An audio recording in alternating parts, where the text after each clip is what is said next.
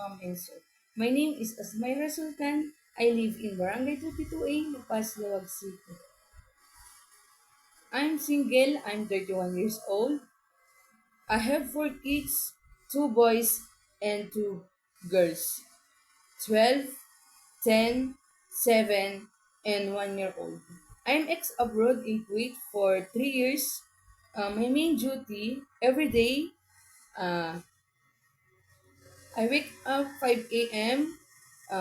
Preparing the food for the children, uh, cleaning the room, cleaning the bathroom, cleaning the kitchen, ironing, washing the clothes, and tutoring the children, playing the children, washing the car for my madam and sir. And thank you.